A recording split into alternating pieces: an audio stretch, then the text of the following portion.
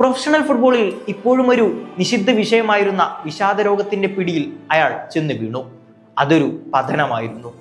അത്യാഡംബര ജീവിതത്തിൽ നിന്ന് അയാൾ മാനസിക പുനരധിവാസ കേന്ദ്രത്തിൽ വെറും 27 വയസ്സ് മാത്രമുള്ളപ്പോൾ അദ്ദേഹം അന്നുവരെ അനുഭവിച്ച മാനസിക സമ്മർദ്ദങ്ങളുടെ അനന്തരഫലങ്ങൾ വരച്ചു കാട്ടുന്നത് പോലെ തന്റെ സജീവമായ കരിയർ അതിശയകരമായ ഒരു പ്രഖ്യാപനത്തോടെ അവസാനിപ്പിച്ചു. വിരമിച്ച ശേഷം ഈ കളിക്കാരൻ പൊതുജീവിതത്തിൽ നിന്ന് പൂർണ്ണമായും പിന്മാറി.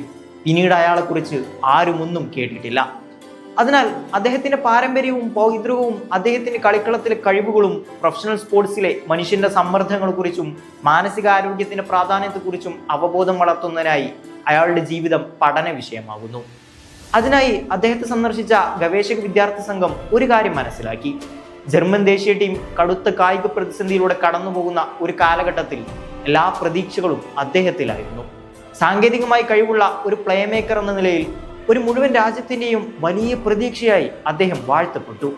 ആ സമ്മർദ്ദമാകണം ആ യുവ മനസ്സിനും ശരീരത്തിനും ബാധ്യതയായി മാറിയത്. പെട്ടെന്ന് ഉദിച്ചസ്തമിച്ച ഒരു പ്രതിഭാസമായി ആ പ്രതിഭയുടെ ജീവിതം.